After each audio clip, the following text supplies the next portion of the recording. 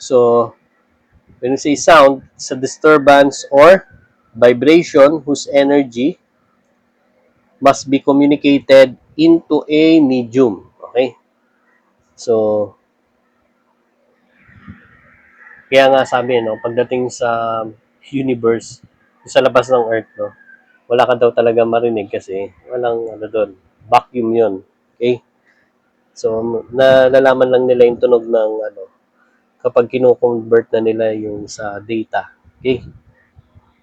Ni-record nila yung data na nakuha nila. Tapos, di na lang nila papakinggan. Okay? So, nature of sound waves. So, it could be an infrasonic waves, that is sound with frequencies below 20 hertz. Sonic waves, sound with frequency from 20 to 20 kilohertz. And ultrasonic waves, sound with frequencies above 20 kilohertz. Okay? So, tatlo lang yun, no? Below 20, tapos yung sonic 20 to 20K, then above 20K. So, tatlo lang. Okay? So, yung characteristics ng sound. In terms of pitch, no? It could be a low or high pitch. So, kung mapapansin nyo dito, pag low pitch, low frequency lang, no? Pag high, high frequency, high pitch, no? Sa duration, could be long, could be short. So, kita naman dito yung wave, no? Mahaba. Dito, short duration, maikli lang. Sa intensity, loud or soft. So, yung intensity, may kita yung amplitude, mas, kahit na same yung frequency niyan, mas mataas yung amplitude nito. Okay? In terms of decibel, yung intensity. Sa timbre naman, could be voice or instruments. Sa iba, tingnan ko yung quality or timbre. It could be clear or it could be mixed. Okay? So, yun. So, low, high, pag loudness. Yung loudness, parang ano, ito rin yung intensity. It could be soft, it could be loud. Okay? So, pag pitch, shrillness. Di ba? In term na shrillness of a sound felt by ear is its pitch. So, it sounds with higher frequency or high pitch. Yung pala yan kapag high pitch. Okay? Higher frequency. Pag bass naman, sounds a bass, no? Sounds with lower frequency or low pitch, no? And loudness directly proportional to the square of the amplitude of the vibrating body. Okay? Intensity, that is sound per unit area. Okay? So, for example, ito yung source. Okay? So, that is the formula for the intensity. Of course, mas malayo, okay? So, mas malayo, mas mataas yung value ng R, mas mababa yung intensity, no? Okay? So, timbre, this enable us to distinguish one sound from another having the same pitch and loudness. Okay? So, pinapakita lang dito yung differences pag tuning fork, pag flute, so voice, etc. Violin. Okay, so sound pa rin. Dito na tayo sa Doppler effect. Okay?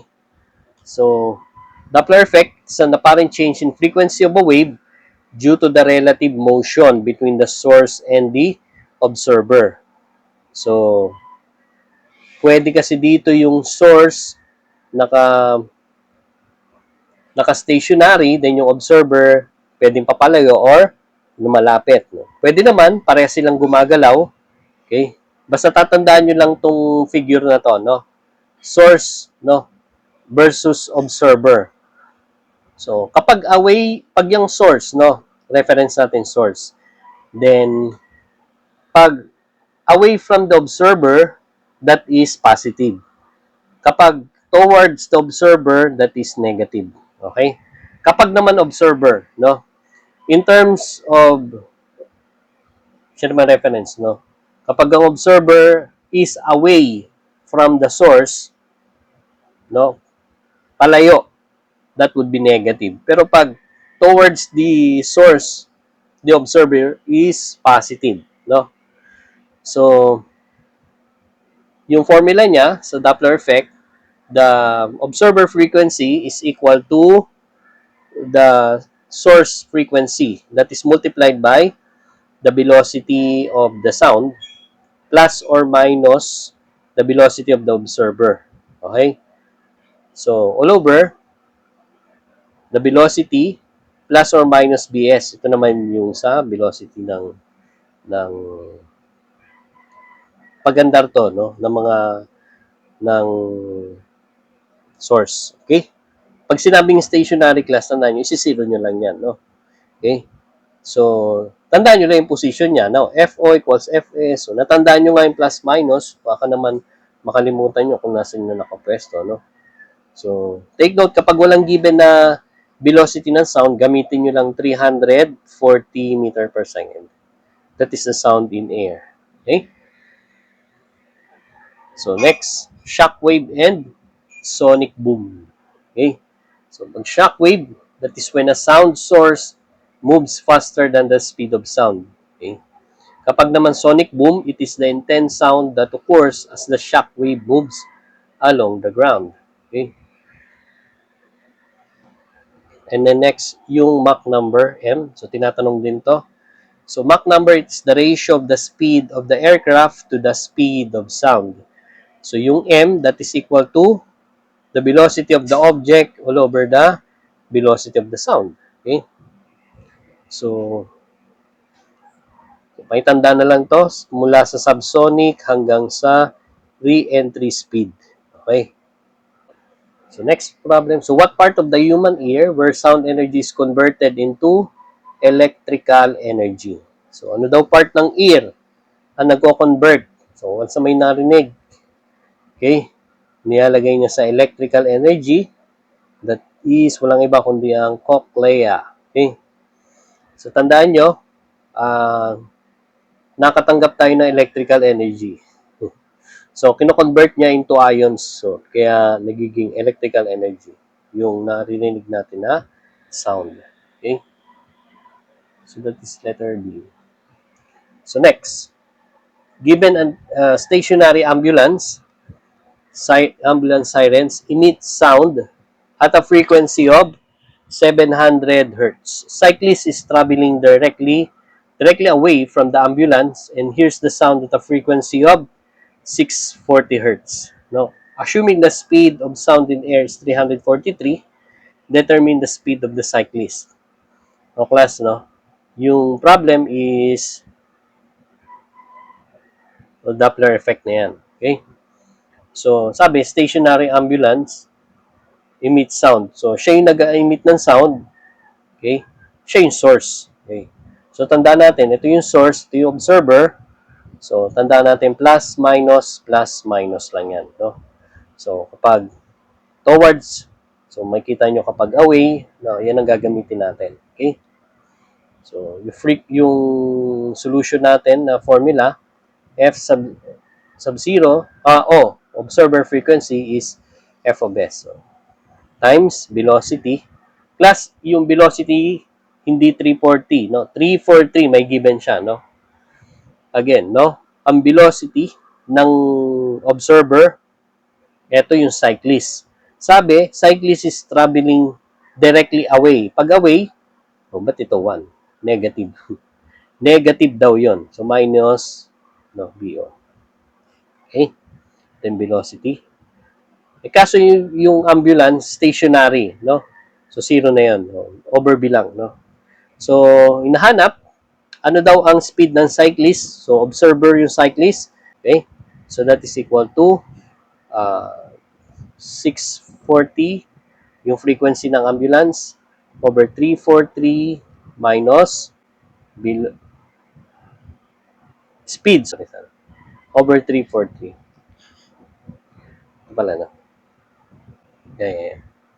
So, yung frequency ng observer, okay, ito is 640. 700. Okay. So, solve natin. 640 divided 700. Yeah. Times 343. 343 minus answer. So, yung observer speed that is equal to 29.4 meter per second. No? So, ano? Letter C. Okay? Wa? O next. So, car A is moving at speed of 60 km per hour while car B is moving at 80 kilometers per hour. So, the two cars are traveling toward each other. Car A emits a horn with a frequency of 550 hertz. If the speed of sound in air is 340 meter per second, determine the frequency heard by the driver of car B. Okay? Yung A, yan yung source. So, ibig sabihin, yung B, yan yung server. No? Okay, so, yung formula natin, again, this is positive, negative, negative. So, depende kung towards. Pero sabi, towards each other, no? Tama? O, towards each other. Yung source, negative. Yung observer, positive. Okay? So, F sub O equals F sub S times V. Okay. Yung observer, positive. Plus, no? Kaso yung speed, naka-kilometer per hour pa to. Okay? Car B is 84. Okay. Yung 84 kilometer, gawin mo na lang 84,000, no? Meter per hour. Multiply mo na lang ng 1 hour over 3,600 second, no? Para maging meter per second. All over, sorry naman, sama natin to. Velocity, no? So, again, 340 naman yung given, no? Na speed of sound. So, 340 to, no? Plus, ano ba, minus yung source, no? Minus 60 kilometer per hour. So, 60,000 per hour.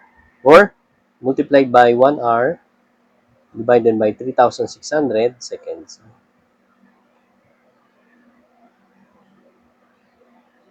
Okay? So, that, ano yung frequency? So, hinahanap yung frequency ng observer. Ito, tama. No? Ang frequency ng source ay 550. Okay?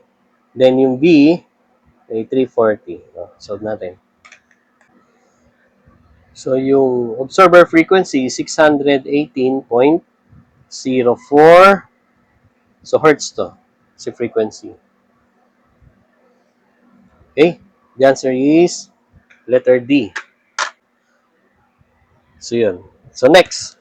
So, given an aircraft is flying at a speed of 520 meter per second at a location where air temperature is 310 Kelvin. So, calculate the Mach number of the aircraft and state whether the aircraft is traveling in the subsonic, transonic, supersonic, or hypersonic range. Okay? So, solution. So, Mach number, hinahanap, no? So, pag sinabi Mach number, that is equal to the velocity of the object all over the velocity of sound. Velocity ng sound to. Okay. So, eto, may velocity ng object 520 meter per second, no? Aircraft. Yung velocity ng sound, so wala namang given. Ibig sabihin, susolve natin kasi may given na temperature, di ba? 331 plus 0.6 times temperature ng Celsius. Kaso Kelvin to, no? Take note, minus naman natin ng 273, Celsius na yun, no? 310 minus 273, ayun ang degree Celsius yun, no? M equals 1.47, no? 1.47. Dalawa ang 1.47. Subsonic or supersonic, no? So, pag sinabing supersonic class, um, balikan natin. Yeah. Pag sinabi supersonic, 1.2 to 5, okay. Yung subsonic, less than 0.8, no? Okay. So, dito tayo sa supersonic. That is between 1.2 and 5, no? So, supersonic siya. So, letter B.